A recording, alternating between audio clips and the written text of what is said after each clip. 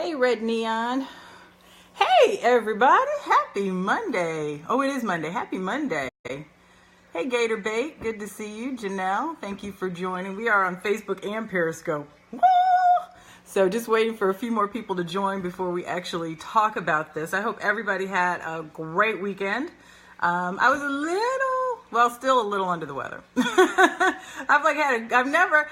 I don't get colds often, so I can't even remember the last time that I've had a cold. Hey, Gani, how are you? Hey, Ebony. But I have a cold today. I'm just going to let everybody know. So if I start to break out with this light sheen, I am not glowing. I have a fever. Hey, Shantae, how are you? Hey, Monica.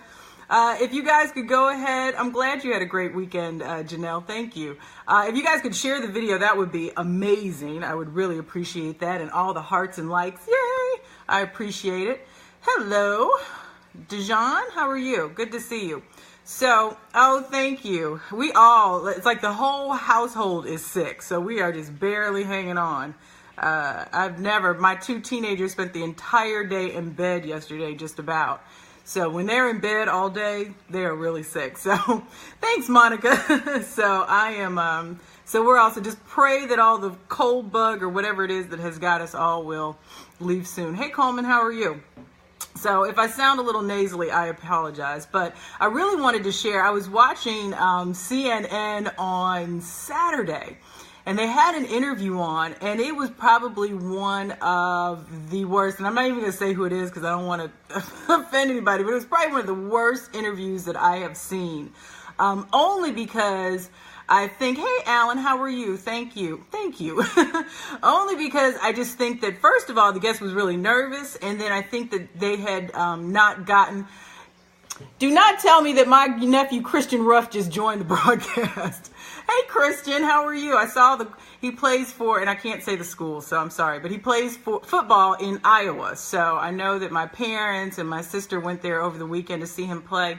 And I always hate that I miss those kind of things, but I'm always glad to see them on Facebook. So, hey, Christian Ruff. So I just wanted to share some quick tips about television interviews because unfortunately, hey AD, how are you? Unfortunately, whenever you do anything in the public eye, whether it is a television interview or if you go on the radio and even sometimes print, but I think with TV especially it's more pressure, but then also with radio. Mom, I would love some chicken soup. And I think Tyler and Junior would love some chicken soup too. My mom is on, so she's offering to bring me some chicken soup, so sweet. So it's really important that when you present yourself that you do so right the first time, because first impressions really will, if it's a bad first impression, really will damage your chances of being booked again. Because one of the things I talk about a lot as a producer, if we are booking a talent that may not be as well known, hey Delia, thank you. I'm loving that you follow me. I appreciate that. Even if you're somebody that's an expert in your field and you're phenomenal, you're knocking it out of the park, that doesn't mean that it will always translate in an interview. And you want to make really sure that when you do, Chef Freddie Perez, please don't tease me with curry chicken stew, please. You want to make really sure that your first impression is the lasting one and that your expertise and your value translate. And so, I do a lot of media training. Thanks, Chef. I do a lot of media training with clients so that when they do get those interviews and they do go on the radio, that they knock it out of the park the first time. So just a few observations. And a lot of this was just from the interview that I saw on Saturday over the weekend. And not necessarily that all of these things happened during that interview, but definitely that these are some things to consider that I saw based on that interview.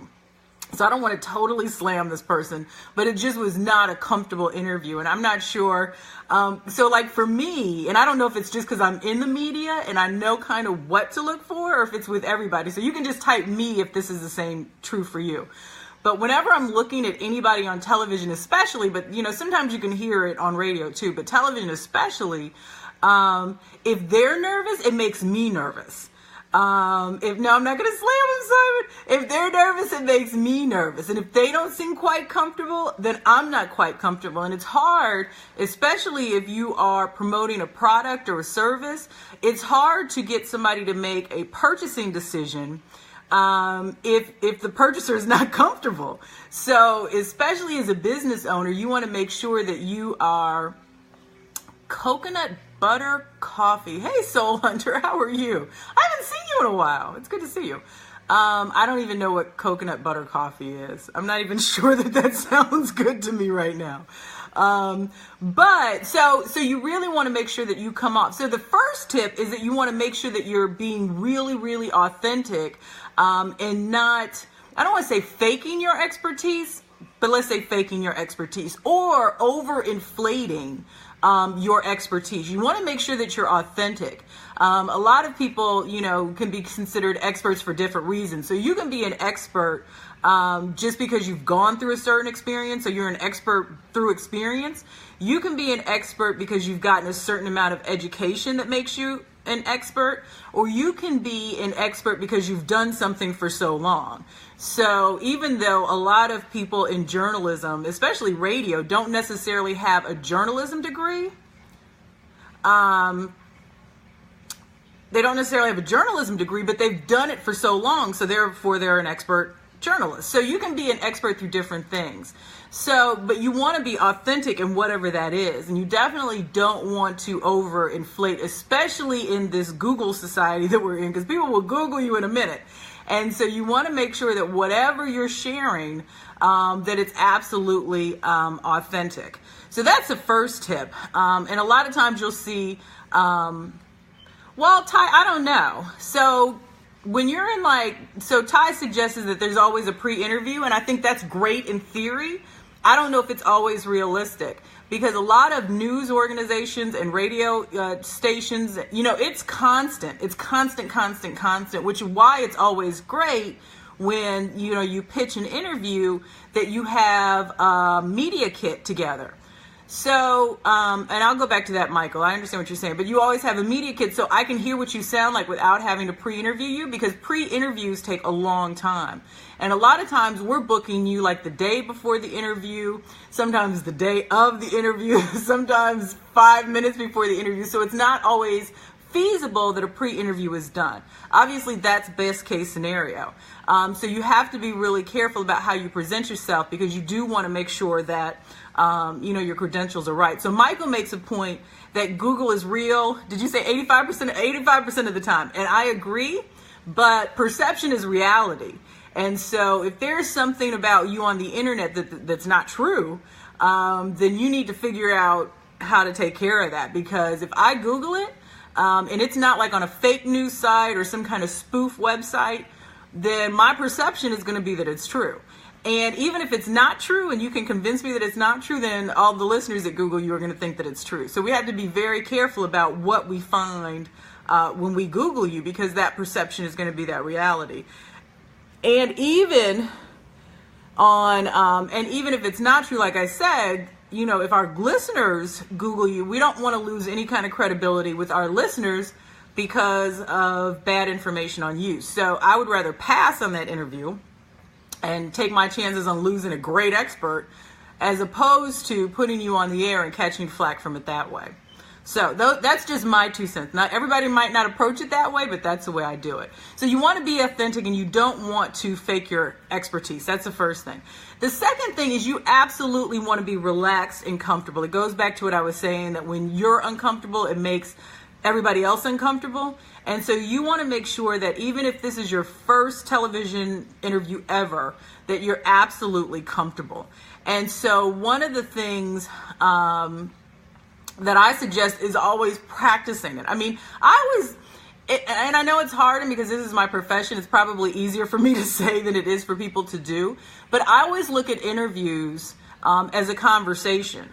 So one of the things is that, you want to practice, you want to know your information. Obviously, if you're an expert at this is something that you talk about a lot. So it shouldn't be, there should be really no surprise questions. But you really have to approach it as a conversation, and really kind of focus on one-on-one with the person asking the questions. Sometimes interviews feel really stiff because the person, either the interviewer or the interviewee, this could happen on both ends, you're so focused on answering or asking a question that you don't listen to what's being said.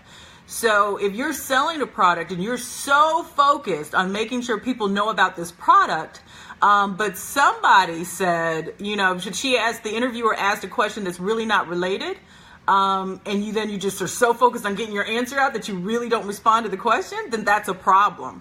And so, for me, I always tell people because a lot of times when people will pitch an interview, they want you to send them the questions in advance. Now, I don't do it because I really don't come up with questions in advance. Because to me, it's a conversation. So if you say something that's interesting, that has nothing to do really with what the original topic was about, I may go in that direction. Because if I find it interesting, 9 times out of 10, people that are listening find it interesting. And when you're just so focused on asking a certain question because you wrote it down and you took the time to come up with a question, and so you want to ask that question, then the interview sounds disjointed. So you have to be very careful about being too practiced and not being practiced enough, and finding that happy medium. So it really is, Coleman, difficult, but I think that the more you do it, the more relaxed you'll come. But if you really focus on the conversation piece of it, and not that you're being broadcast to 10 million people or 10 million viewers, I think that tends to get in anybody's head. But just focus on the conversation, and that'll be good. And so that takes me to my next point. See, I talk about this so much, sometimes I forget what points I'm about to make. So the next point is, don't memorize questions and answers, just listen. It's 5 minutes, and I'm sure out of some of the experience that you've had, some people have been doing what they've been doing for 10 years, 15 years, 20 years.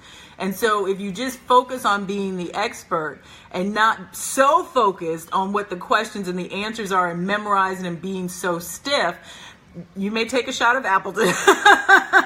One shot though, that's only one shot. You want to be relaxed, you want to be fun, you want to be easy, and you want your personality to shine through. So not memorizing answers and questions are really a good thing, but being very practiced around your expertise is good too. I never rule out Appleton, but only one shot. So the other thing, and I talk about this a lot, this is the biggest pet peeve with me for interviews. And so I reiterate it almost anytime I talk about how to get more media.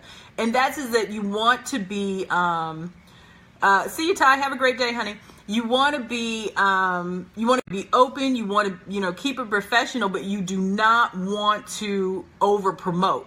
So really the value in an interview is, hey, boo. Hey, Rodney Perry is on. I miss you, darling. I hope you are well. I know we're supposed to catch up, and that's my fault, so I'll call you. So you really want to make sure that you're not over promoting whatever it is that you're trying to promote. So the value in an interview for any producer is to be concise. Hey, Wayne, how are you? I think I froze, but I think I'm back now. So the last one, hey, David in London, thank you for joining, darling. The last thing is you want to be concise, and this might be hard for me because I talk a lot anyway, but you want to be concise. So most television interviews could be from 5 to 10 minutes, and the same is true for radio. So you want to make sure that you have your key messages drilled down so that when there is time that you're straight and to the point. And we call that talking in sound bites. So if you think of Twitter and what kind of world we're in now, you really want to think 140 characters or less, because you want people to be able to tweet about you or post on Facebook. You want to give a good quotable. So, hey, Toronto, how are you, darling?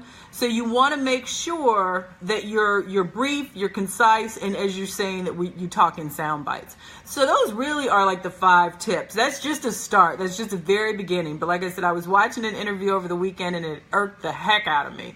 And so I wanted to share those tips for you. And I actually put together a PDF with more tips on there, things that you want to do or not do during a television interview. So if you want that, you can go to blessmenikki.com. That's blessmenikki.com, and you can get that. But it's just some quick tips, things to do and not do during a television interview. Because like I said, I mean, it's really important that the first impression you make in the media is a good one.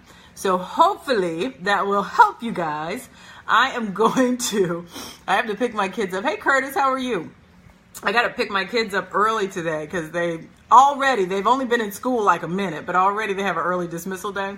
So I have to go pick them up. So I want to sign off, but I wanted to make sure that I touched base with you guys and just share that while it was on my heart, because I want to be helpful and I want to give you value.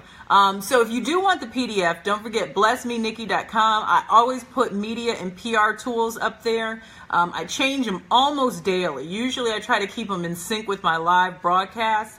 So that's just an FYI. Hey Randall, how are you? So I appreciate you guys joining me. You can still share this broadcast. So share it with somebody that you know may need the information about how to get more media for their business and their brand. Hey Brianna, how are you, pretty girl? You're so welcome. But thank you for joining in. I always appreciate hanging out with you guys. Hey Randy, how are you? And I hope you guys have a great day. I will see you guys later. See ya.